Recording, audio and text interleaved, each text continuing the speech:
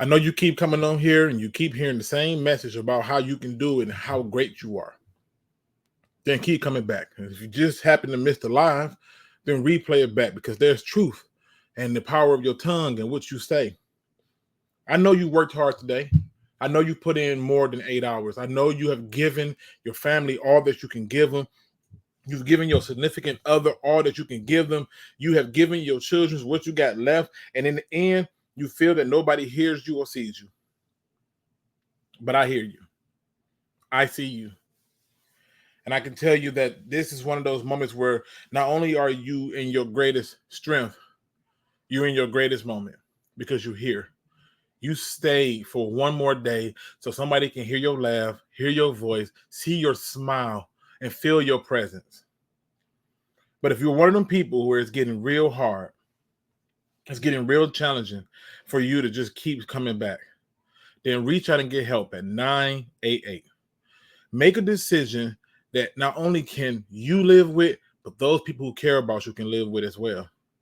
3 simple numbers, 988. So before you make a decision that we have to live with, make the ultimate decision for you to live with and stay, because tomorrow needs you. Now let's talk football.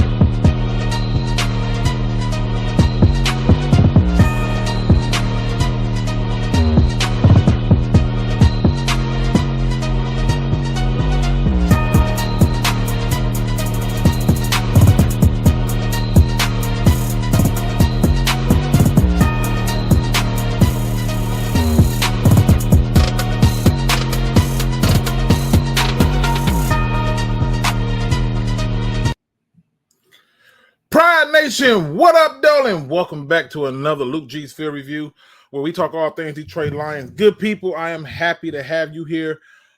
Oh my God, let me just tell you, to all my new fathers out there, shout out to you. I know that one of those new dads are JGB, who just had a new baby. So congratulations to you and your wife and the family for that new addition. But to all of you who know the life of new parenthood, to all of you who understands the reset button after you had some fun, I want you to know that I feel you. And it's going to be okay because they're going to grow up and terrorize your house the same way the other ones are. But people, I'm here. I'm here. And I'm going to try to make sure I can get this thing as consistent as possible. It does suck with my schedule. Me taking kids to school, picking them up, doing that cool stuff. Just a plethora of things. And also trying to find a way to get my own freedom so I can do what I really want to do. All right, people, we got a lot to cover, and I want to make sure I hit on it. So let me see who's in the building with me. It says more people need this these days, man. Listen, shout out to my man Everything King. Yes, we do. I'm all about that positivity, my baby. I'm trying to make sure, as a person who lost a friend to suicide, it has become a full-out mission for me. So you know what I'm saying? I felt like I knew the signs. Maybe I didn't know the signs, but it became something where it turned into a passion. So, no video's gonna get started without that message, man. I need people to stay. Let's see who else in the building with me. We got my man Lyons, the bad guy, by my man John Kapler in the building. We got Giovanni Lyons in the building. We got Detroit Rage Sports. What's going on, brother? I hope you and the family is doing well, my brother. We got Looney Tune in the building. Lions Lee in the building. It's one of the hardest working men out there. Lions Lee, I got to hit you up too because I need some more help with some other stuff. We'll talk about it later. Makai Hope is in the building. Easy Does It is in the building. William Birch is in the building. Detroit Made Me is in the building. We got my man James Willis in the building. Perry Ball is in the building. You say, that new baby life, huh? he say, yeah. That reset button is strong. Trust and believe, boy. I was just getting into that sleep schedule, boy. I tell you, 100%. We got Crimson Shadow in the building, Ghost Gunners in the building, Sean J's in the building, and Juan W's in the building. What up, people? I'm gonna be getting into a lot of stuff, including a lot of false narratives. So, listen, I'm gonna give you the heads up right now. Disclaimer: I have witnessed some BS from our own personal media, and it makes me want to puke. I don't understand why we do this, but we do. It makes no sense. We got Motor City Do Crew in the building. What up, though? And then we got my man Gino in the building. All right, listen. The Lions have cut their roster down to the 53. You have heard this to nauseam. You have had many of your favorite YouTubers, media outlet people talk about this. You know, here it's about you. I bring you into the show so we can talk about your thoughts on it. I have some thoughts on it. I have a few other things that don't tick me off. It's on my Instagram. I'm going to attempt to get that to show here because that was some bull, right? And then on top of that, we're going to be talking about some of the surprises when it comes to the practice squad, because I've noticed that the practice squad looks very much intriguing. And one of the things that stood out to me about the practice squad. Then on top of that, I need to address, how I'm gonna do certain things, because we're going to be doing the Pick'em League again, and I'm going to fire that up hopefully tomorrow. I'm setting it up tonight and have it fired up for tomorrow. All right. Because I want to make sure that we do the Pick'em League. I haven't won since I started this thing, and it's absolutely amazing to me how people are just picking these games. I'm never going to call it dumb luck because y'all keep getting it right and I keep getting it wrong. So clearly, you know something I don't, and that's all right. All right. So let me get off the back. First things first, man. I am okay with every move that they have made as it pertains to the 53-man roster. Every move, I'm okay with it. With the exception of one player. I thought that Isaac Anouk, I hope I said his name right. Y'all know I suck at it. I thought he should have made the team. I did. And I thought that on top of him should have made the team. I felt that, he would have been a good complimentary guy to go along with, the rest of the other guys that's going to be out there. Now, with that being said, you may argue, well, Luke, who did you want them to move on from? Well, this is going to be crazy, but I didn't need Strickland. The safety, we didn't need him. And I didn't feel like if we didn't have him, we were going to be shorthanded some kind of way. I felt that we had more than enough with Khalil Dorsey, being one of the cornerbacks, Carlton Davis being another one, Enes, you got Terrion, like you got people, but with just Brian Branch, Joseph Iffy, and Joseph, with Brian Branch, Joseph Iffy, and Brandon Joseph, I felt that we had enough. I felt like that spot that they took up for Strickland, like we'd have been all right. We'd have been good. We would not have been hurting had we not capped him. And it just I wanted to keep Anouk. I thought he earned his spot. I thought he performed well. I thought that he showed flashes of a skill set that we need bad, because I asked this question before. When it comes down to it, you got Batman. Aiden Hutchinson is Batman. Who in the hell is his Robin? I mean, seriously, if you go through and you look at tandems, somebody got somebody to rock with him. The Joker had Harley Quinn. Iron Man had War Machine. Black Panther had White Tiger. Who is his sidekick? Who's the running mate with him? And I didn't see enough from Bats to warrant keeping him. I'm surprised he didn't make the practice squad, seeing how he, did his thing in the CFL, but I didn't see enough to warrant keeping him. But Strickland, I didn't see anything that said keep him, not whether it be special teams or not. It's like they did it because they thought somebody else was going to get him. And if they were, I feel like so be it. Let them get him. Who cares? Like, It is what it is. If they get him, they get him. I did not like that move. I tried to overlook it. I tried to act like it wasn't going to bother me, and it did. It absolutely bothered me. When you look at the people who are on IR, I'm going to say something that people's not going to like. They're not going to agree with it. I did not like it when we traded up for Broderick Martin. I still don't like it. I do not believe he's hurt to the point to be on IR. I don't buy that. I believe that his development is about as slow as a turtle in the middle of a desert. He got nowhere to go and a whole lot of goddamn heat on his ass to be somewhere. And I feel like that was a waste of energy at that point. But he here. It is what it is. It is what it is. Some of the names that I was happy that they did add to the practice squad that I thought were necessary to be added to the practice squad were the receivers. I love that they added Allen Robinson. I love that they added Tim Patrick, who they said once they learn the system, they getting called up. Right? I love that. Shout out to you, Joe Lewis. Right? Like, I love that. I love that they kept those people. Bring those people back. But I want those receivers. Why? Because I've already seen Khalif go down with injuries in both the times he's been here, right? I told people losing Josh Reynolds was going to be more of a detrimental hurt than people thought. They just thought, oh, well, he dropped the ball in a crucial point of the game and blah, blah, blah. And I'm like, that's going to hurt y'all because he was another reliable option for them. Jared Goff really liked him. And everybody was hyping up Donovan Peoples-Jones when I kept saying, like, hey, he ain't there.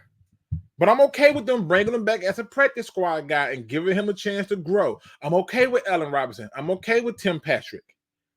I'm okay with those type of things. I'm okay with them bringing Isaac back as a practice squad guy. But I don't get the Strickland. Because I'm going to be upset if somebody signed Isaac. I don't get it. We didn't need him. And it stood out to me. Another thing that stood out to me was how bad the reserve receivers were. I watched all three of them games. I went to the last one, right? Went to the last one, watched those games, came home and watched it again. And I walked out and was like, can somebody please just get open? I don't know what's going on. I don't know how you can hang around Amon-Ra St. Brown and all them other route running people and not know how to run a crisp route. But damn it, we needed get open. But I like the fact that they were willing to address it and say, you know what, we need to have some people ready to rock and roll for the receiving area. And I'm happy that they chose to do that. Now, Reader is a stud. He got plenty left. This is another thing that's been killing me. Our infatuation with taking risk on hurt players and praying to God that they are come back healthy for us is driving me up shit's creek. It's killing me softly. Like, I'm trying so hard not to let it do this, but it's impossible not to let it do this.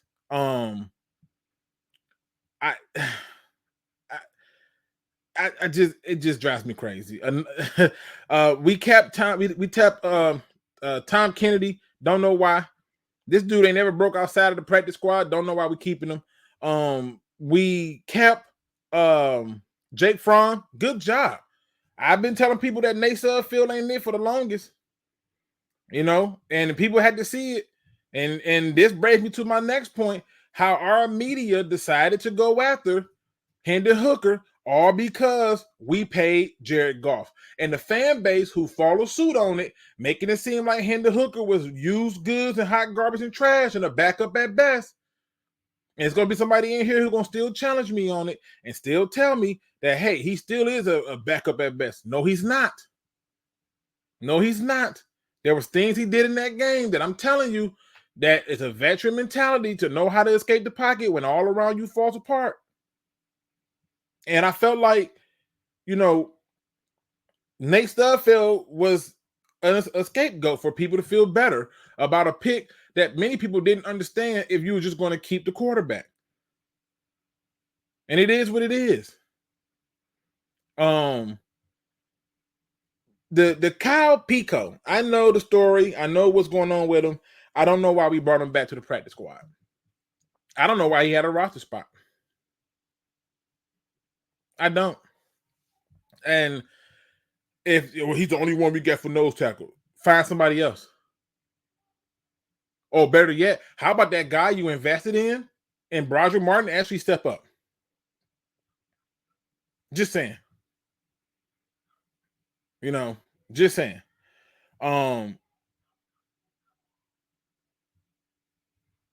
He said,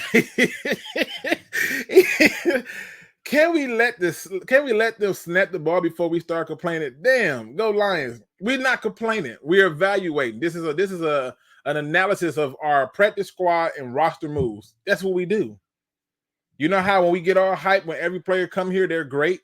I remember I was telling people like Cam Sutton is not finna move the needle for nothing. He was a slot corner at best, and nobody listened until he started getting torched. I'm just telling you, this is an analysis. You got to be able to look at the talent and say, you know what? Was this the right move? So I'm not complaining. I'm just merely making the observation. I am going to tell you this. I'm complaining about our media and our fans' reaction to a lot of this stuff. Because guess what? At the end of the day, I saw way too much negative news for Hendon Hooker. Way too much. And I saw a person who looked like he did not belong out there with 2s and 3s. And I can only imagine what he would have looked like with the 1s. With our offensive line, our rushing attack, and these same receivers, his escapability and his arm strength, I can only imagine. But our quarterback is, you know what I'm saying, Jared Goff. And so you have to root for Jared Goff. And I will be rooting for Jared Goff because I expect us to win. I expect us to do big things. So I get it. But again, when you're looking at this 53-man roster, right, you're taking a good hard look at it. I don't understand why we kept Strickland. I went back and watched 2 games and trying to see if he stood out to me, and I think I only seen him in the Steelers game, and I honestly didn't even realize he was in that game until he made a tackle. I didn't see it. I just did not see it. You know, like seriously, we could have used another pass rusher because right now you have James Houston, right, and you got Josh Pascal. And if you're telling me that Marcus Davenport is who you're relying on, I'm telling you, grab a Snickers. It's going to be a while. Because he has not done anything to suggest or warrant any belief from any fan that he was worthy of being added to this team, let alone starting. You'd have been better served starting Levi Onwuzurike over Marcus Davenport. You'd have been better served starting James Houston over Marcus Davenport. You'd have been better served starting Josh Pascal over Marcus Davenport. I don't believe for one moment that Marcus Davenport get more than 4 sacks. And for somebody to come in here and talking to me about pressures, please don't do it until you can show me the matrix that show that pressures are only lined up with negative plays. I don't want to hear about them. Shout out to you from Florida. I'm supposed to be, you know what? I got a homeboy in Florida supposed to be coming up here for the Jacksonville Jaguars game because he a Jaguars fan. So, hey, what can I say? Easy does it. What up, though? I'm excited about Hendon. He just needs times, rep, and experience, in my opinion. People don't realize this. This man came back and did a lot of good stuff after not playing football for almost 2 years. Think about it. That's all I'm saying. Even the interception that he threw in that last game, I felt that it was on the receiver's hands. Could it have been slightly off? Maybe. But from the all-22, I feel like the receiver should catch that. That's just my view. I'm glad they kept Fromm. It's worth keeping him and seeing what else he can do. Absolutely. Detroit D, what up, though? Let me also get this in the chat too. I'm gonna put the link in so we can get people in there because I want to also hear your opinion about the 53-man roster. What do you feel about it? Are you happy about it? Do you feel good about what you see? Does it stand out to you? I want to know. Right? Like, tell me something good. You know, so join the conversation. All right. But again, when I looked at this roster, there wasn't a move that I can be like, oh yeah, that's bad. Outside of maybe not keeping Isaac. Outside of that, I really thought we should have kept him. Another thing that stood out to me about this, I had this right here. Let me go back up here to the offensive side of the ball, right? I need y'all help on this one, okay? I need y'all help on this one. If these are our legitimate backups, Dan Skipper, Cody, I'm not even play with these names. Michael needs. I'm not gonna play with this damn name, right? If these are legitimately our backups, I need y'all all to collectively, whether you believe in God or not, please join me in prayer. Because we need to make sure that now one of them have to get in with this group. We need for them to be healthy through the whole season. If they miss anything, a few minutes, because they needed to breathe. I was not impressed with our backup offensive line. And when all these false narratives came out talking about Hendon Hooker, I'm thinking, are we watching the same fucking football game? I'm just saying. I think Goff can only have I think they're gonna let him play for like 2, maybe 3 seasons total, and they're gonna move it over to Hooker and move in the parent person. But yeah, I think that's the way it's gonna be. All right. Fromm is better than Sudfeld. Tell me something I don't know. I'm really high on Vaki. I'm not there yet.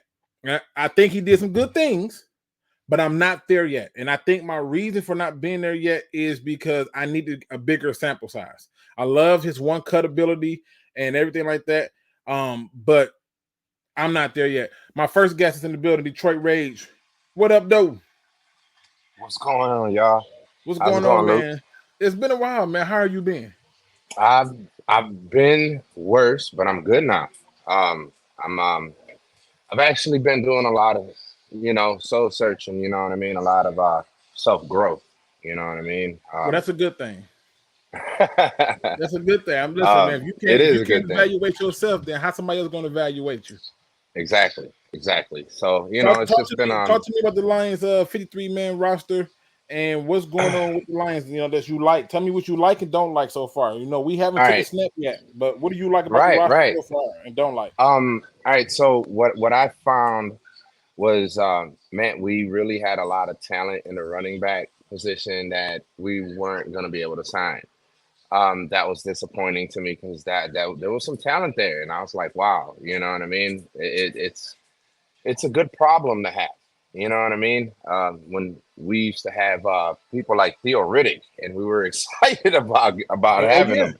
You oh yeah. know, it's a huge change. So being a seasoned fan, I find it very refreshing to have issues like that. The one thing I do agree with you is our pass rushing.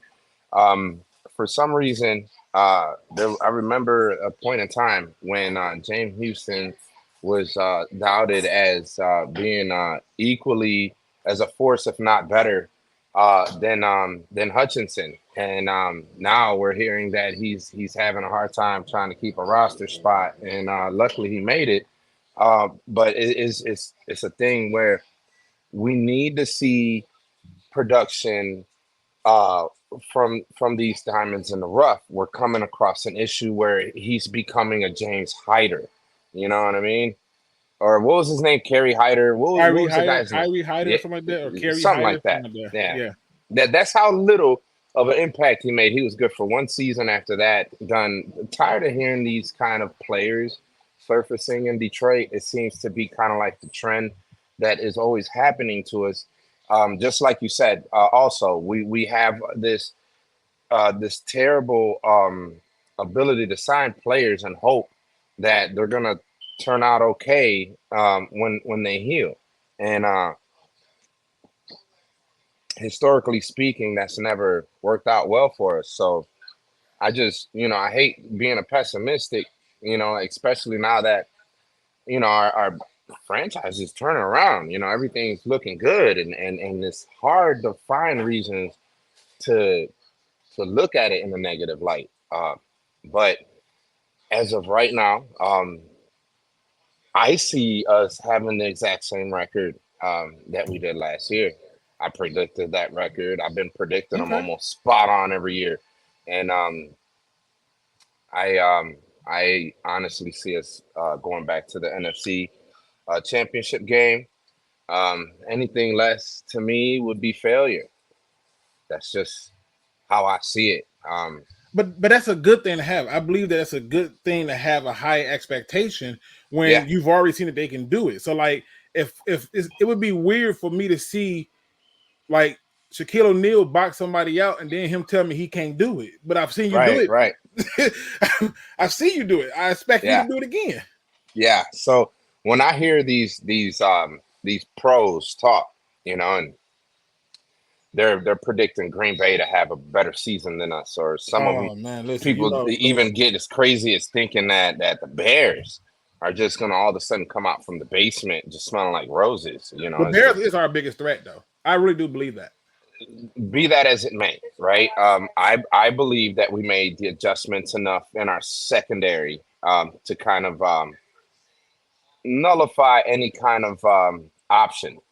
And all we really need to do is focus on the run. Yeah, and again, it's one of them things where, like I said, for me, I can't get mad at the roster because most of the people on the roster we drafted, right? Yeah. I forgot what we were. Were we like the fifth or the third youngest team in the NFL or something like that? I'm okay with that. I'm okay with Listen, that. this team is built for longevity. That's something that we haven't had. We've always picked up on somebody else's leftovers and paid them a decent amount of money for substandard work. And it's just been rough for the Lions in the past. Like we had this conversation before about when Ndamukong Suh left. There was just a huge void, and they tried to literally fill it with who was it that, that they tried to get in there? A Lodi Nada, a whole lot Oh of nothing. yeah, That's what I said to you. A whole yeah. lot of a whole not of nothing. Oh Um, my god! Don't do yeah, like don't do him like that. He fought for us somewhat. At least I want to believe he did. somewhat. Come on, man. I honestly, um, I've seen a lot more fight in some of these guys in the preseason than I did from Haloti Nada. Um, I've seen them give up a lot, and we actually even talked about it,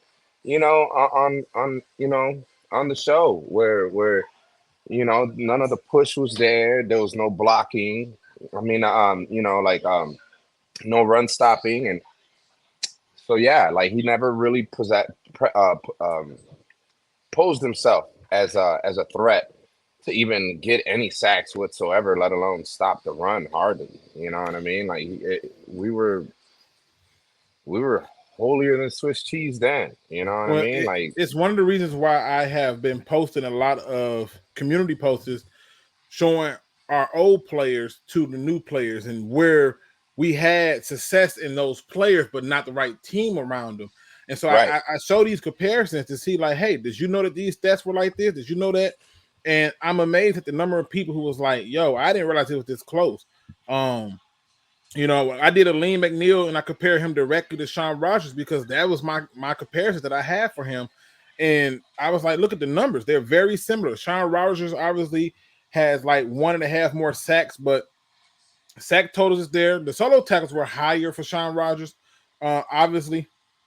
But, you know, similar playing style, right? In my opinion. So, Well, um, where I would say where Rogers was highlighted was the fact that the talent around him, was less. So his skill set was actually highlighting more, and that's why everybody would speak on Rogers more than Aleem McNeil now. You know what I mean? Like McNeil, you hear it on, you see it on paper. Yeah, he's doing great. He's doing great, but how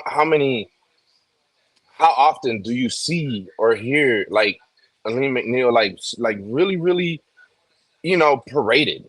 You know what I'm saying? Like yeah, we're and the ones that have to really it's point him out. sad. It's said that they're not parading because I thought he was our best D lineman all last year.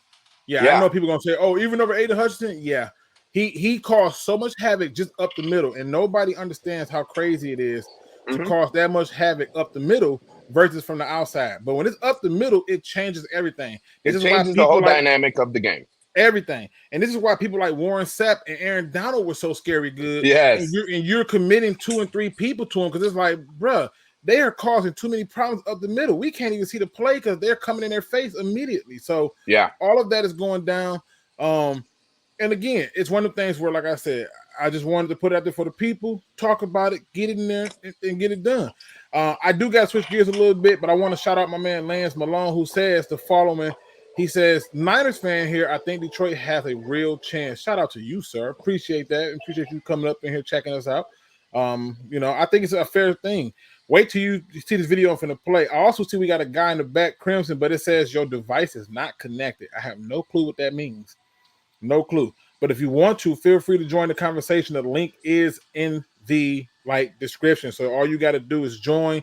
You just need a microphone. You don't even got to turn your camera on. That is your choice. But just come jump in and have the conversation with me, even if you're not a Lions fan. Let's talk ball.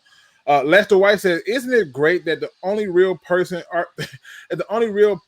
argument are about the backup 53-man?" I know that's hey, I call that gold plated problems.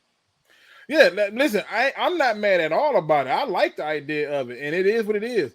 Got off work at the perfect time, and what up, though, bro? Hey, first of all, shout out to you, my good brother. If y'all don't know, out here serving our beautiful country, and is still finding time to tune in as he travels the world. Shout out to you, good sir. Appreciate you.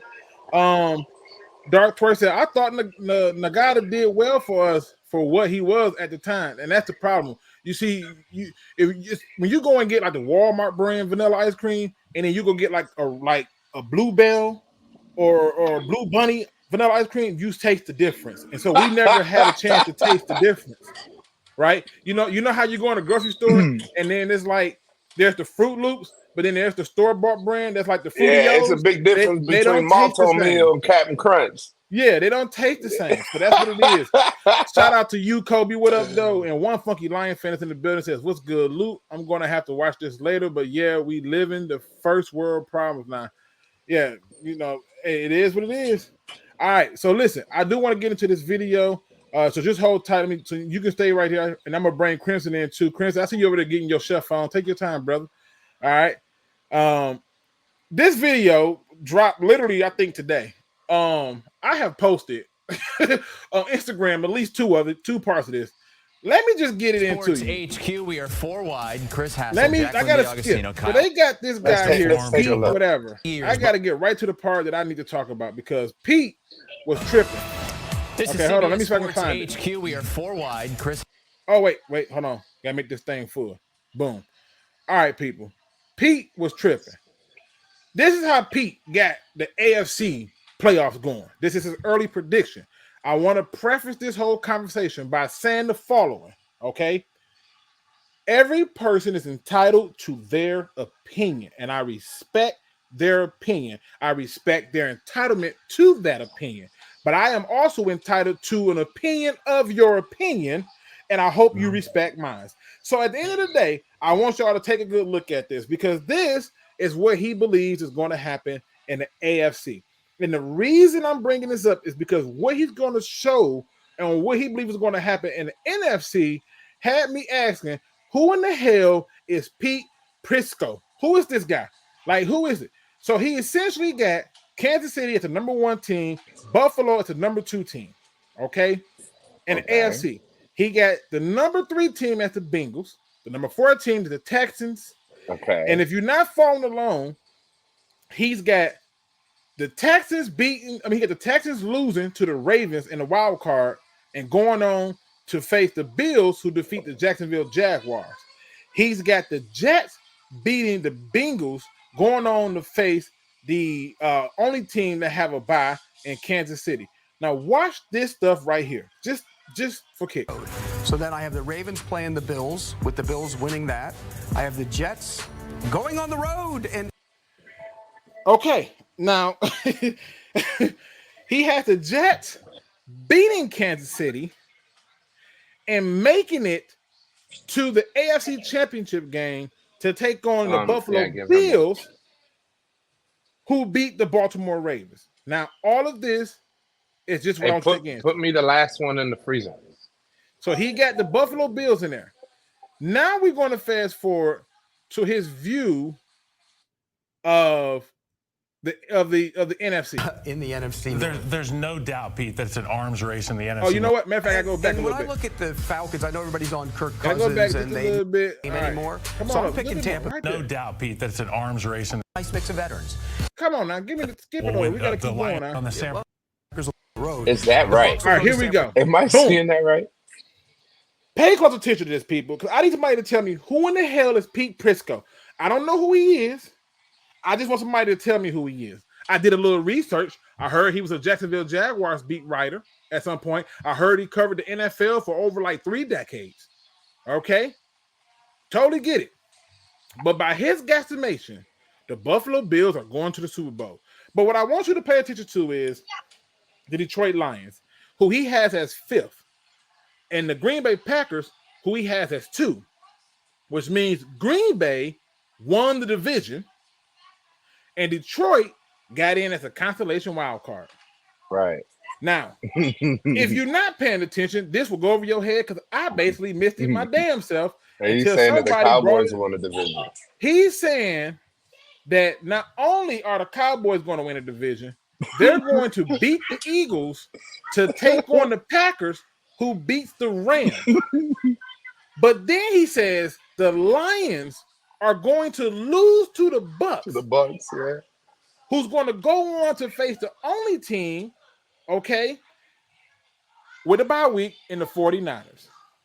I'll let him now explain what the hell is going on because I can't make sense of this. And again, it's a way too early prediction in my opinion, but this. What do you do with this kind of stuff? Let us commence with this one. Let's go. Cisco, the 49ers will. Now I want you to pay close attention to this because this gets even more intriguing.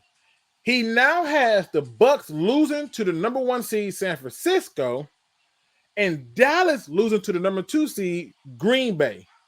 In a game in which Green Bay and San Francisco play each other, and Green Bay and Buffalo are going to the Super Bowl, according to Pete Prisco. Anybody, I know I got some Packers fans in here. Please tell me what the hell the Packers done to, 1, warrant them to be better than the Lions, and 2, warrant them to be better than the damn Lions. Seriously. What have they done? They haven't done anything to be better than the 49ers, let alone beat them to the Super Bowl. This is the media doing stuff. Now, to be fair, he's going to try to explain it, and it took a former Bear to correct him. Let us listen. Win that game.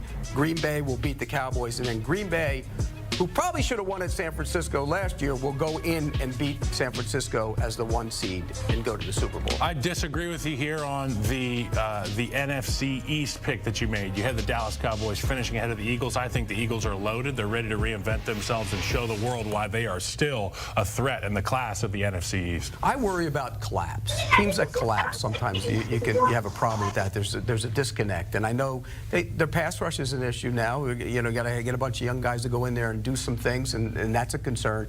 I think Green Bay doesn't get the credit it deserves, in large part because I don't think Matt LaFleur gets the credit he deserves, and Jordan Love is ready to go to the next level. The receivers, every single one of them, they didn't play together last year. They're all kids. They're going to be even that much better. And you talk about an offensive line, I think they've improved up front. I think they're bigger. They drafted the Morgan kid. Now, whether he starts at guard remains to be seen, but I think He can play anywhere. Right. They're good up front.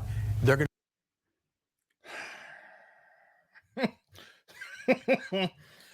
Woo. Okay. So he says he believes that the receiving core of the Packers got better. All right. Because they didn't play together. Well, our receiving core did play together. And our offensive coordinator seems to be better than the coordinator of the Packers. And yes, their offensive line has made some improvements, but so has ours. And we have 2 running backs, not 1. They have 1 running back. Okay. Our tight end's better. Like, I'm trying to figure out, where did this happen at? Where did this all come from, Pete? Pete, what the hell we talking about here? Right? Now, as Pete's talking himself into this goddamn circle, right? Pete is going to further explain why the Packers are going to win the division, aka the NFC North, and why the Lions are not. Just listen to this football analysis. To be good on defense because Jeff Hafley's in there taking over as the defensive coordinator. I love the Packers. I have one burning question about the Green Bay Packers. Will this young receiving core be able to continue to progress in their skill set? I know that they're young guys, and that was the talk of the town last year, and they're only going to get better and older. Are they going to continue to get better this year? Yeah, Pete, we ranked the top wide receiver trios in the league, and I think Pete had the Packers second or third. I love that group. I love that group. When you see now he got him second. Let me go back just a smidge. Just a smidge. Here, let's see, right here. All right, here we go. And Baker Mayfield plays with a chip on his shoulder, so I think they win that division. But I think the Green Bay Packers are the team to beat in the NFC North. There's no doubt, Pete, that it's an arms race in the NFC North. You talked about the AFC East just previously. They're going to beat up on each other, war of attrition style. That's what the NFC North's going to be. Which roster do I trust most in a siege-style warfare theater? It's going to be the Detroit Football Lions with Dan Campbell. I think that they're going to be able to run the football effectively. They've got studs on their offensive line, guys that are akin to players like Trent Williams. When you think about Frank Ragnow, you think about Penei Sewell. Hopefully they can stay healthy. That's the strength of the team. I think that's why they're going to beat the Packers. That will win. The Lions will win the NFC North, but I think we could see 3 teams in the playoffs from the NFC North. You know what it'll come down to? It'll be in a big game against Green Bay. It'll be 4th down late in the game, and all he needs is a field goal to tie the game, and Dan Campbell will decide to go for it, and it'll cost his team, much like he did last year in the game. 17 points in the Bay Area. Yeah. They had the lead on the San Francisco 49ers. But he had a chance to kick a tying field goal, and he didn't do it. Watch. Packers could have field goal. Everybody got better. Lions didn't get better, right? This is what he's telling us. Lions didn't get better. Everybody got better, but the Lions. Who in the hell is Pete Prisco? Somebody, please tell me. Tell me something. Let me bring in Crimson. Maybe Crimson can tell me who this dude is. Crimson, help me. Help me. Matter of fact, you know what? Let me do this the right way. Let me do this the right way, because after this man got done talking, this is exactly what I thought. What you just said is one of the most insanely idiotic things I have ever heard. At no point in your rambling, incoherent response were you even close to anything that could be considered a rational thought. Everyone in this room is now dumber for having listened to it. God have mercy on your soul. The fuck is he talking about? I'm sorry. I'm trying not to be that guy. But what is he talking about, Crimson? I have no goddamn idea. The fact that he brought up some old laundry and the fact that, we didn't kick the field goal. We didn't get better. The fuck's he talking about? We didn't get better. We've got a revamped secondary and a kicker that can literally basically make Justin Tucker blush. That's talking about. We didn't get better. Get out of here with this crap. I don't. He got the Packers beating everybody. How? Look, you know what he reminded me of? What's that? Seriously, he reminded me of the old guy that works with me. You know what I mean? That used to be a Lions fan, but ain't a Lions fan no more. Yeah, you know what I mean. That always talking smack. Like, who your favorite team? He say, unfortunately, the Lions. That guy. I'm talking about the one that will always say something negative about the Lions, and the only reason he did it is because every Thanksgiving he likes to bet on them and he loses. You know, it just blows my mind, man. He's that guy. I bet you he lost the bet. He thought he was gonna win it, and now he's just hella salty, and he's just rather just shit all over the Lions right now, man. I mean, it was that's so what that ridiculous. Sounds like. It is ridiculous, man. It is ridiculous because I literally laughed at the fact that he was so kind of it wasn't even far-fetched, right? Because he was accurate about what he said, right?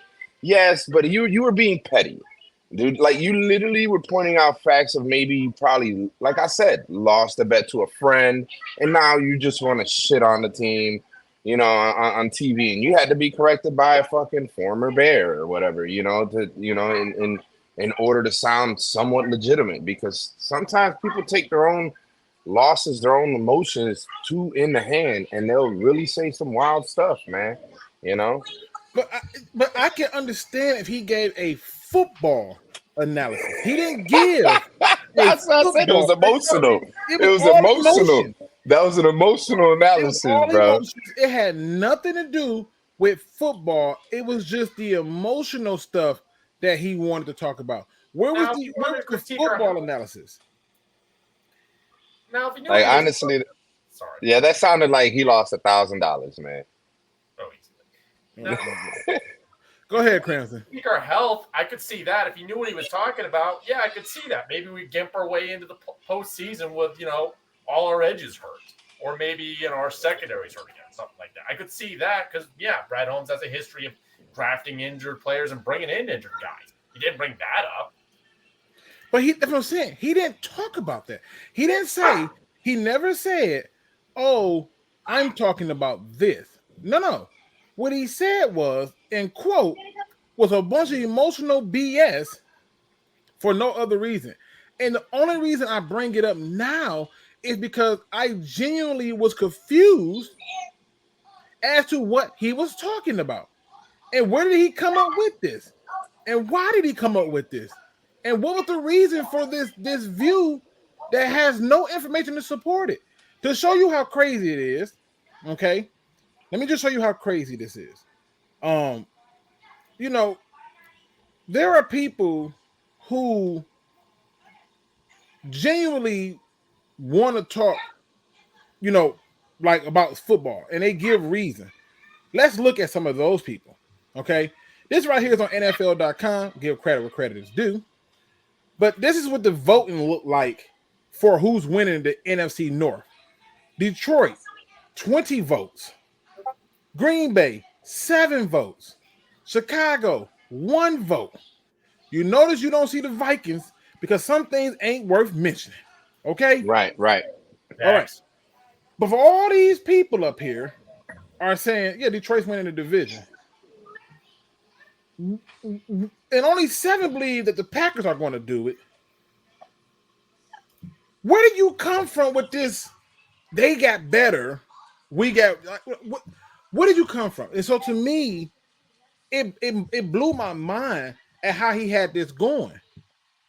Like, essentially, he had the Lions barely getting into the playoffs. I mean, the 5th seed is not barely, obviously, but they barely getting in. Yeah, they got us going in as a wild card when last year we literally just reigned supreme in the division. That is right. That is a wild jump.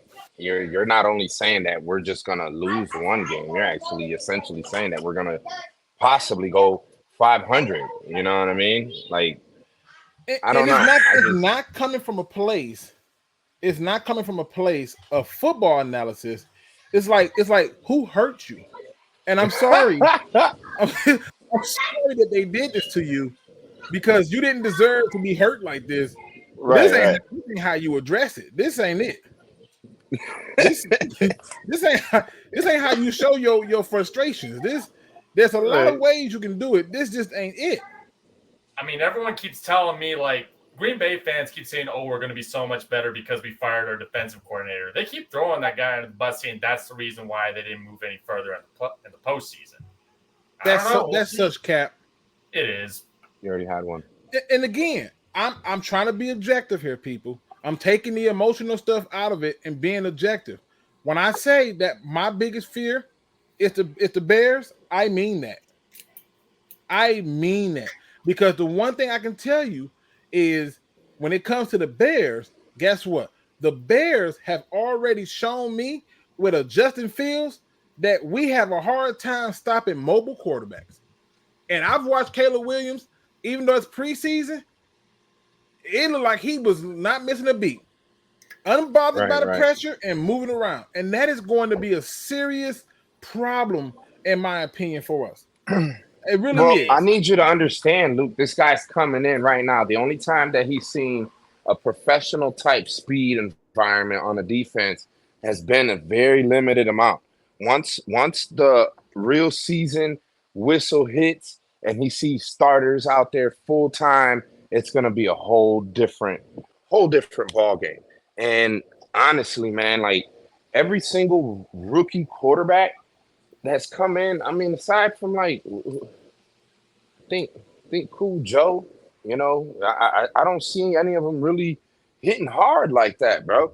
Like he still got so much to prove, dog. And to be honest with you, just thinking that team completely rebuilding, and then you got this kid being an absolute rookie coming in and taking on the champs, and you know, no, I just told Aiden, no, you guys already had snaps. That when you look at the analysis that he's given as he's pointing these things out, that makes you go, okay, give me some more substance. Your whole argument is Dan Campbell's going to make a call instead of going for the tie. You're right. It does sound like a you're guy just making fun of a bad call. You're just making fun of a unfortunate event that happened to us, and you're defining our future on that. Like honestly, that doesn't only just take a lack of intelligence. That is like purposefully showing everybody how ignorant you are. You know what I mean? Because you're basically basing that on like, if that came again, you think that this coach would make that same Jake Bates, right? They underrate Matt LaFleur. But they got him pegged right. Dan Campbell's pegged right. Like, he didn't learn no lessons. Like honestly, like that just goes to show that was more of a personal attack, and it was more of a emotion based comment than anything factual. Because if everything based on just the missed field goal, the fact that we got Bates alone kind of proves his point. Completely null, void, mute. You know what I mean? We're up. If that field goal was the biggest problem with the kicker we got now, I guess we're winning the Super Bowl. I mean, biggest problem wasn't even that. Like I said, I've argued this from to nauseam, and I'm sick of it. The Lions are not having this conversation about you going for it on too many fourth down. If you just catch the damn ball that was literally in your hands. Exactly. There's so many things. Don't fumble the ball when you get the ball back after you give up a score. How about that? I mean, right. This is come on. Looney Tunes says, from a scale of 1 to 10, how much does Chicago scare you, Luke? 9. That mobile quarterback with Justin Fields was destroying the hell out of us. We beat them one game, lost one game, and they didn't have nowhere near the running back that they have now. They didn't have the receivers that they have now. I'm a big believer in Austin Booker that was drafted out of Kansas. Yeah, they scare me. They are our biggest threat. So you honestly think that they'll probably sweep us? I don't think that they're going to sweep us. I'm saying that they're our biggest threat. They're more of a threat than Green Bay. I'd say that's a possibility they could sweep us, though. It's not. I can't say it's not impossible. But that mobile quarterback is the problem. If Justin Fields can kill us, Caleb Williams will. I would say Caleb Williams is coming in like the best situation of any first overall quarterback ever. You compare this like when Bryce Young came into the Carolina. Oh, it's night and day. That team's almost pretty much built, other than they haven't played together and gelled. Right. And that's the whole component I'm trying to lean on, because everything looked good in preseason when you're playing, people that are about to be cut. Yeah, you're the fucking Super Bowl champions of the preseason. So were the 0-16 Lions. They were undefeated in the preseason. You know what I mean? That didn't mean shit. Don't let the preseason really cook up a narrative that really at the end of the season, man, when everything is in hindsight, you're going to be laughing at this episode of Luke G's Field Review, bro. That's all I'm saying. Just give it a minute, man. This guy might get hurt. He might get really shook by getting hit by a top, a top tier defensive end. And he might just not want no part of the league. You know what I mean? Like, all he got to play was a whole bunch of backups, third stringers. You know what I mean? Like, not even a real defensive end has hit him yet. No, I'm with you. And And again, these are just things that I had to bring up. I had notes on them. I saved this last little part for last because, again, like I said, I have taken up the mantle because the slander of Hendon Hooker has been ridiculous. And look, that's my guy, bro. I was already smiling as soon as you said his name, dog. Listen, Hendon Hooker slander. Let me just tell you some of the things that I read. Okay, and I went to practices. And saw him, throwing interceptions and doing these things and stuff. But I also saw him doing that with third string receivers, third string offensive line, third string this, third string that. Like, I ain't trying to be funny. They was doing some stuff, and every now and then they put him in there with the twos, right? But still, this you're not giving him the best of the best like you giving the ones, okay? Right. And I wanted to see that. Now, some of the narratives were the interceptions as well. Were they like really bad? I mean, there's levels. I saw some really bad interceptions, but I also saw some where a defender made a good play on the ball, and the receiver didn't probably fight enough for the ball. So I've seen. Look, you got to take in consideration too, though, man. Listen, you got to listen to some of the greats. Like, man, listen to Tom Brady. He said that they wouldn't even give him no goddamn kind of reps. You know what I mean? And the 2 reps that he would get, he would maximize out of them. You know what I mean? I enjoyed that, though. I enjoyed that we didn't play none of our starters because I don't believe that we need to have them play a game. Because either way it go, guess what? I agree with you. They're gonna still be sitting out for a damn week. And if people go, well, they're gonna be out for 2 weeks. No, they practice hard. I've witnessed it. They practice hard. But my issue was the false narratives on Hendon Hooker. This was one of my favorite. Hooker is a one read and run guy. To the person who wrote that article, I'm praying for you because I find it absurd that you think he's a one read and run guy when I'm watching this dude go through progression. I literally watched him go through all his reads and then throw the ball. Like I saw it. Yeah. This is just a false narrative that's not true. Hooker needs to slide more. This one right here, I really actually consider it as being a possibility until I went through and saw Hooker slide and still get the crap knocked out of him and no flag be thrown. Until I saw Hooker try to slide one time and got tackled in an attempt to slide. And the majority of the runs that he had, I said to myself, nope, he was right to be the enforcer to protect himself versus taking an unnecessary hit. He was right to run out of bounds. And I just ask people to look at it a little differently. This is the false narrative that he needs to slide more. Look at the down and distance on some of them slides y'all asking him to do. It was 3rd and 7. If he slides before the first, what's the point? Everybody be talking about he was unaware of where the first down was if he did that. So, these are things that we have to look at and put in perspective. Another narrative that came out through our own media, some of our YouTubers. Hooker is a better runner than passer. Where did this crap come from? Because guess what? Go shout out to all 22 Films coach in there. Right? Shoot, I think the 3rd game broke that narrative. Listen, on the all 22s coach film, I'm telling you, he showed it. People was not open. You can't throw the ball to non-open people.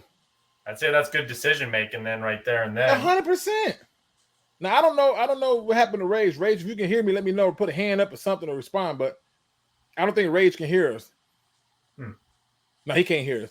All right, I'm gonna give him a minute and let him know I can't hear him. So just let him reload StreamYard. That's what I did to get right back in. Yeah, he might have to reload it. And I don't know how to send a message behind the scenes. I don't know how to do it. What? You don't see a little chat bar on the right hand side there? It just says there's private chat. Oh, you know what? It is. I see it. There you go. Oh, he okay, left perfect, there you go. All right, never mind. I missed him. All right. Awesome. So, again, I'm just pointing these little things out. That these are all false narratives. These are not truths that you should be subscribing to. Okay, these are not things that you should be indulging yourself in. Now, again, if you want to join the show, the link is on the video that you're watching right now. Go into the chat, you'll see it pinned at the top. All you need is your phone. That's it. Put your name in there and join the conversation. Okay, that's all you need.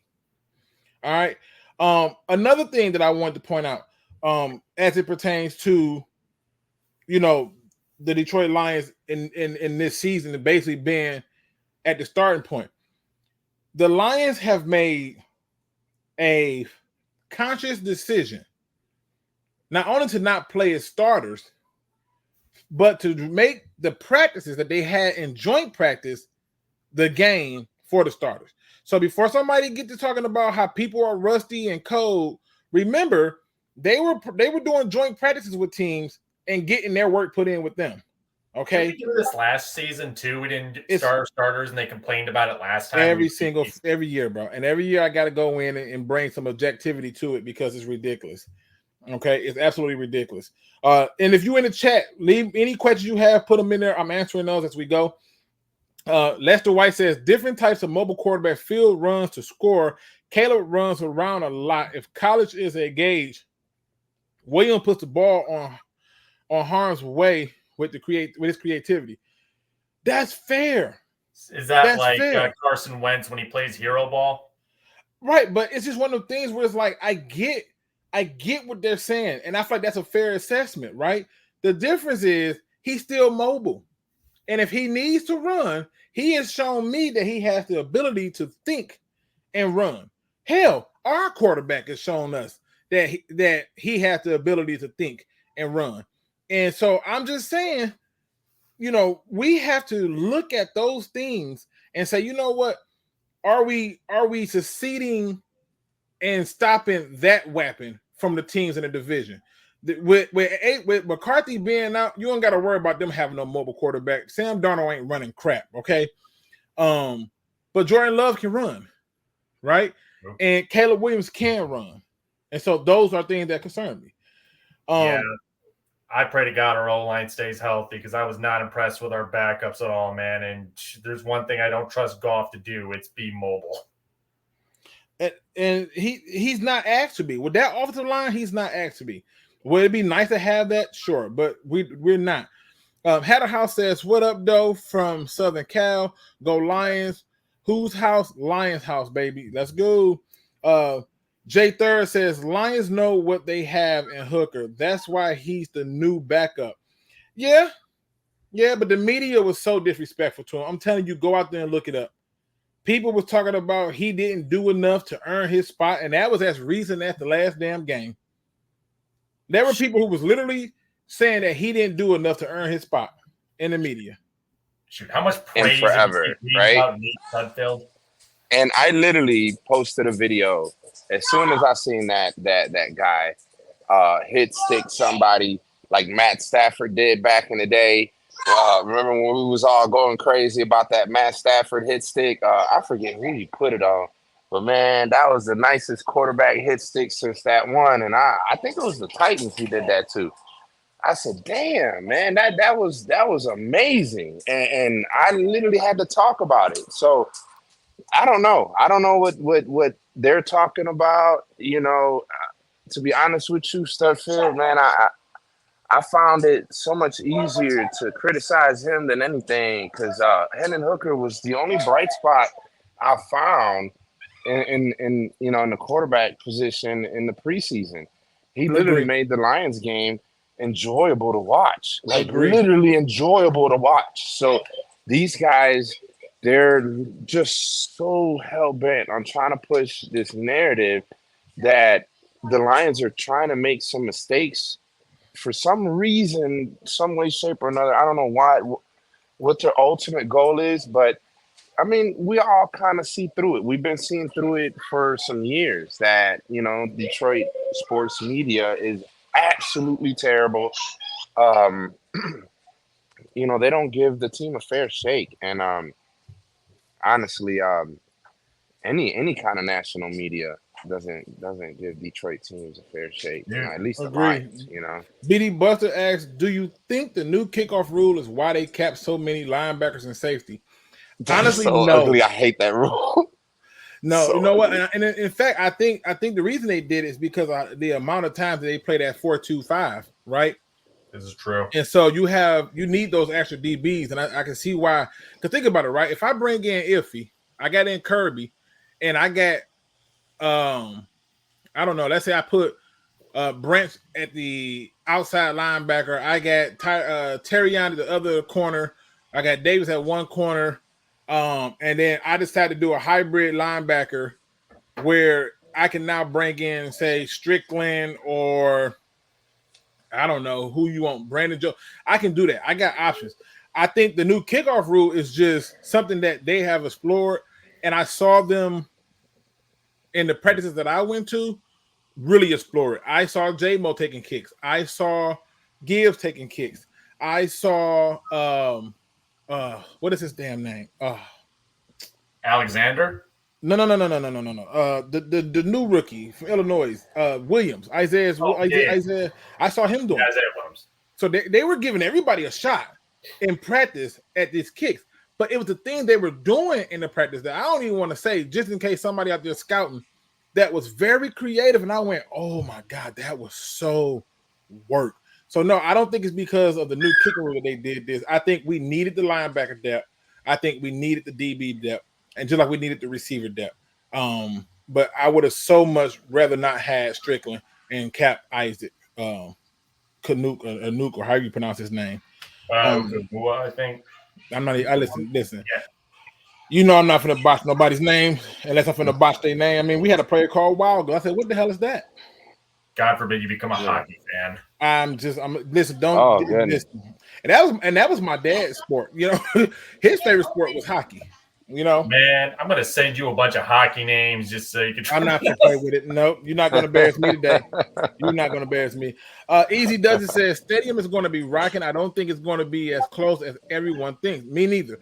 And this brings me to another point where when you look at the NFL video breaking down the game and the winners and the losers, and I made a post about this in the community, and I think I said something like, I hope those two LA believers are ready to be wrong, which was Maurice Jones, Drew, and Gordon.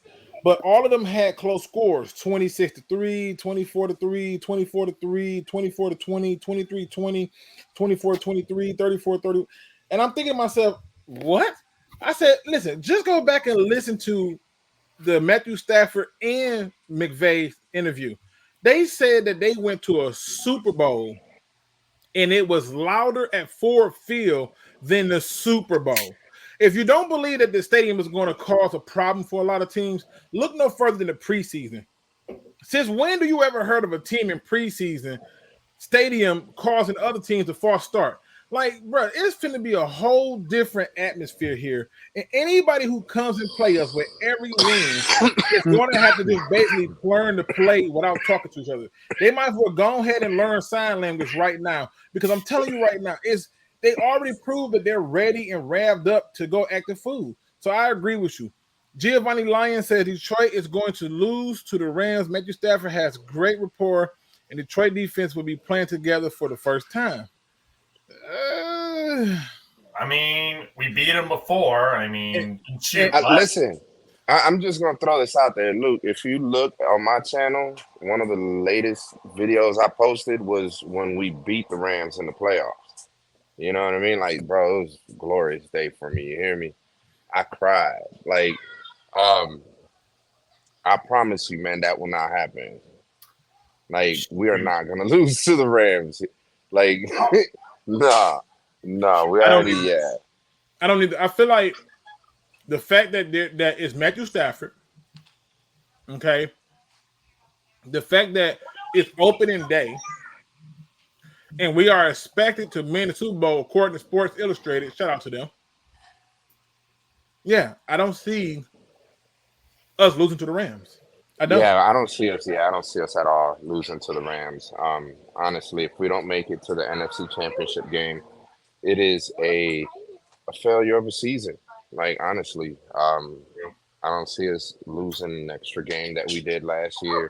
I don't care if our schedule got tougher. We literally improved. The fact that we got a kicker that can kick now just proves my statement. You know what I mean? Unlike the guy that was speaking out of his ass, talking about Green Bay getting better, and then he just sees us just making a bad call, you know, and not being able to kick. So, you know, like, I know, honestly, like, it's really ridiculous how these guys talk about us. Honestly, the way I see it, the way we're set up, the way we're built, we can't take a step back. The way we're built, we shouldn't be able to take a step back. I mean, anything less than going forward, it should be seen as a failure of a season. I agree. And I feel like the NFC Championship has to be the benchmark. It just has to be. Yep. And shout out to Kobe. He says, "Can we get the blackouts for that game, please?" I don't know what they announced for our jerseys yet, but I do want to see them black jerseys. I'm not gonna lie. Yeah, We're for in real. blackouts day one. For real. I want to for see real. that so bad. Like, set the tone right now. They should even come out to the Gravediggers music, in my opinion. Like, Man. let's go ahead and throw up. That fan man said, "Just want to be sure we're all on the same page. We're still booing Stafford kids, right?" Man, listen, we're Don't do gonna that. boo. Kelly Stafford will say they're booing our kids. We're gonna boo them all, man. I'm telling you, hey, it was good having you here. You know, Luke, I was a number one fan for the longest time. I used to advocate for that man like nobody's business.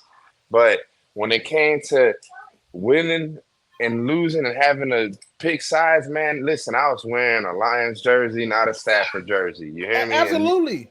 And, Bro, listen, and- I played football with a guy in high school, right? I went to the college I went to. He went to a different college. We ended up going against each other. Do I still talk to him to this day? Sure do. Do I still love him? Sure do. But guess what? When that game came on, I tried to knock his life out. I was trying to take everything out of him. Everything out of him. You know what I'm saying? He played running back and I played linebacker. And in practice, I can't tell you how many times he made me look foolish and how many times I was able to hit him. So I'm just saying. Let me get a few more questions really quick. Hold on, because I gotta help. real quick, but I got a madhouse going on, and I got to take these little booger bunches, man, to the park. Listen, go be the greatest dad that I ever met, man. You know you are one of those people that has always stood the test of time. So I know what it is. Trust me. But go be great, brother.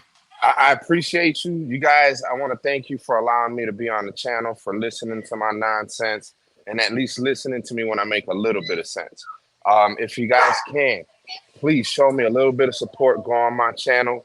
Just, give me a like, man. I don't ask you to do for much. Just like my channel. Just let me get to the point where I can go live and I can actually join y'all and giving you some decent content. All right. I love y'all. And that's Detroit talk Waves to y'all, first, people. And be good, man. Lions, let's go. Let's go. And again, man, shout out to him, man. That's a good brother right there. All right. Yeah, dude. Biddy Butter says, "Did you look at the injury report for the Rams? Stafford gonna be running for his life. Man, we got too much time for people to heal. I remember the injury report for the Lions when Sam Laporta got hurt. And he was out there that next game with a leg brace doing the damn thing. So injury reports don't mean nothing to me until I hear the following words: out. As long as they out, they out. But the Rams with no Aaron Donald is no problem. That's how I view it.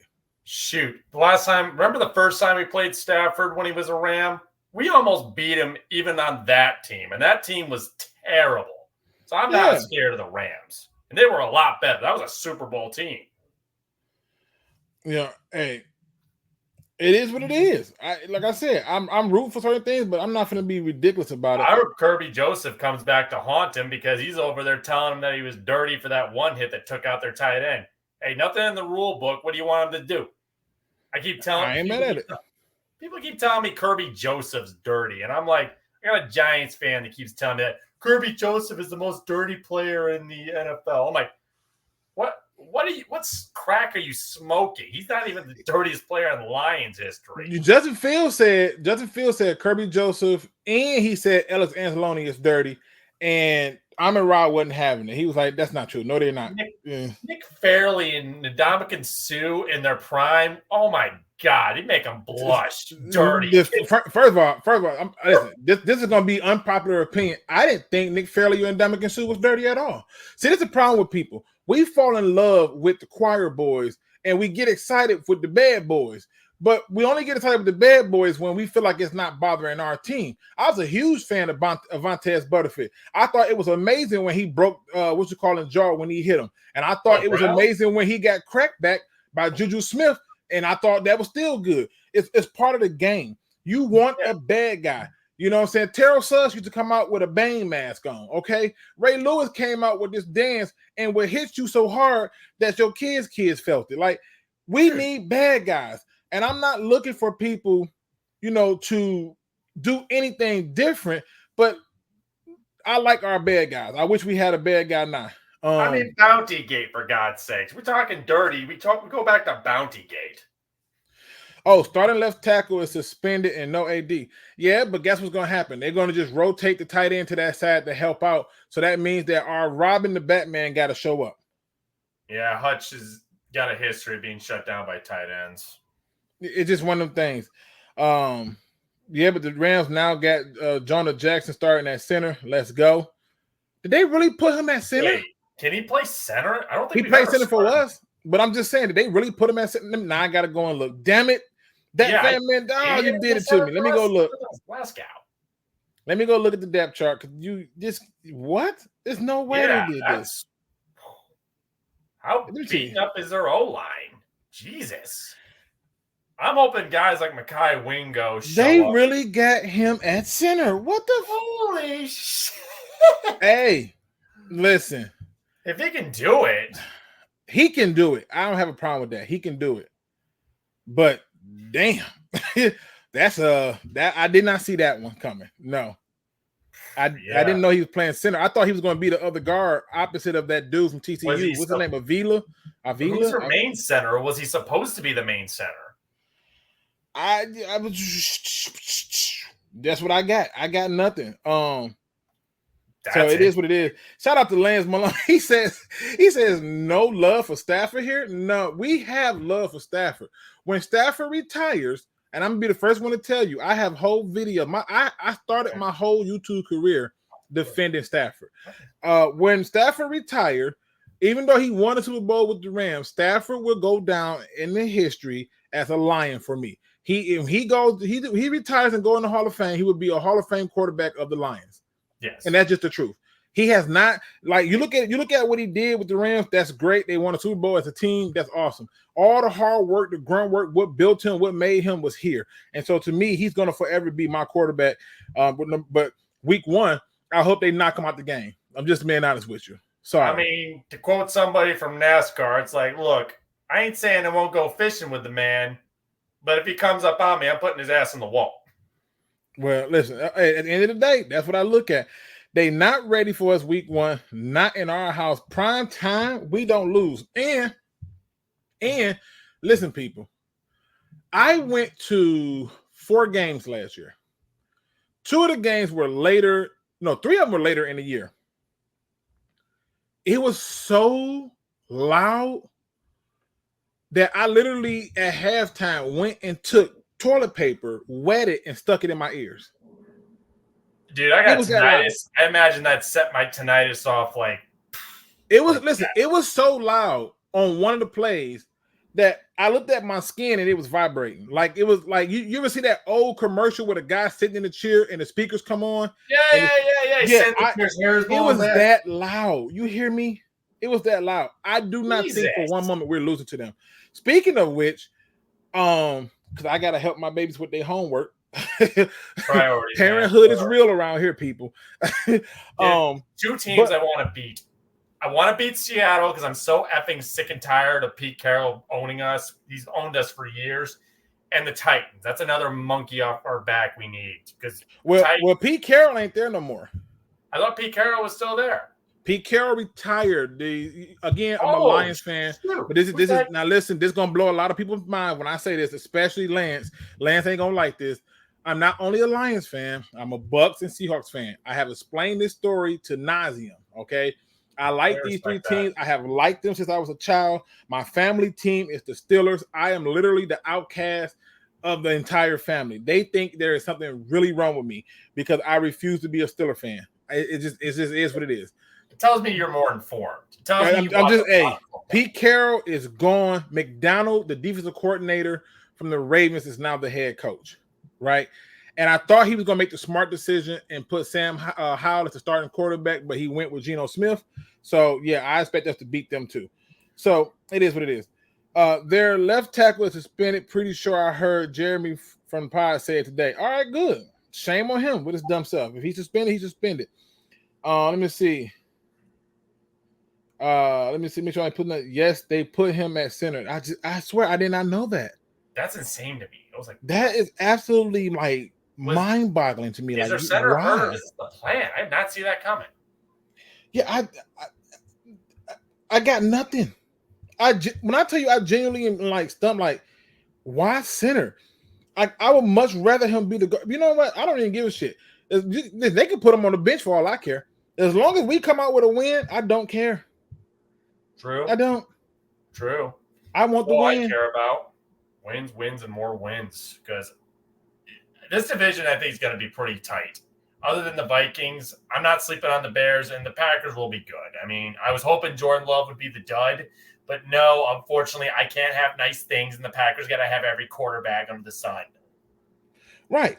You just, like I said, and look, he looking at me. All right, son, I'm coming. All right. But again, it's one of the things. It's one of the things where, it's one of the things where I feel that this is an easy win for us. Like I can write this one in freaking like ink. I do not believe that we're losing that game. They just don't have enough. They have not done enough. You know what I'm saying? And at the end of the day, I'm not seeing enough that lends itself to have me say, you know what? We don't stand a chance. I don't see that. I wish that I saw it. I wish that I understood it, but I don't see that. Let me get into the final thoughts, man. Please, Crimson, give your final thoughts. And if anybody else want to jump in, I do apologize. I apologize. I got to help with this homework. I hate that school is back at this point, but my priorities is going to forever and always be husband, father, not in that necessary order, but number one. So I got to help him with his homework. So I like this channel, man. Thanks. Listen, anytime, Lance, believe it or not, you even being a 49er fan can come on and talk ball. In fact, I hope you hang around, because when that time comes, I'm going to literally have you come on and you're going to be the one to argue and represent your team. Talk to me about your team and represent them, because I like hearing different perspectives. I like hearing the other person's view so I can understand where things are coming from. And that's just the reality of it. But again, I appreciate that so much. Let me go ahead into my final thoughts. Crimson, brother, you have been rocking me for a while. I appreciate it. Of course. Hey, listen. So I'll get into my final thoughts. Everybody knows that every show starts off with a positive message, and every show ends with a positive message. And today is no difference. Okay. This quote, I'm not sure who said it, but it says, excuse me. It says, someone once said, if you get on the wrong train, be sure to get off at the first stop. The longer you stay on, the more expensive the return trip is going to be to go home. When I first saw this, I thought to myself, man, how do I verbiage this to people in a way for them to pick it up? You get on the wrong train, get off at the first stop, because the longer you're on the wrong train, it's going to result in your expenses being higher to get home. And then it got me to thinking about home, because home is within you. You are the home. And some of you are investing your time in family, friends, and significant others who are doing nothing further than taking you on a long ride for unnecessary reasons unbeknownst to you. And I'm asking you to remove that negative energy and get off on the first stop. Every time you look up, if somebody's sitting up there saying one thing but doing another, and their actions are not meeting the standard of what they're doing, I'm going to tell you that, guess what? You're probably on a train ride that's going to cost you more if you had to just got off on the first stop. There's somebody right now that who ain't no good for you, that who is not meant for you. Every time you do something, they got to tell you something negative or bring you down. That's because you're on the wrong train with the wrong people. That's because you're hanging around people who can't see your greatness unless theirs is being lifted up with you. See, you need to find you some friends who hype you up when they not winning. You need to find you some family members who love you unconditionally and not based on conditions that you come up with, they must be a part of. Some of y'all just missing it. Some of y'all just not grabbing it. The train ride only cost you more because you were unwilling to get off of the ride. You was unwilling to let those people go who did nothing but took from you. You was unwilling to set those people aside when they were saying, hey, I'm going to get off. And then they got off and you were feeling like, oh man, it's all bad. And they came back and talked their way on to the train again and you let them. It's okay. We make those mistakes, but it's the time now for you to tell those people, I'm getting off at this stop.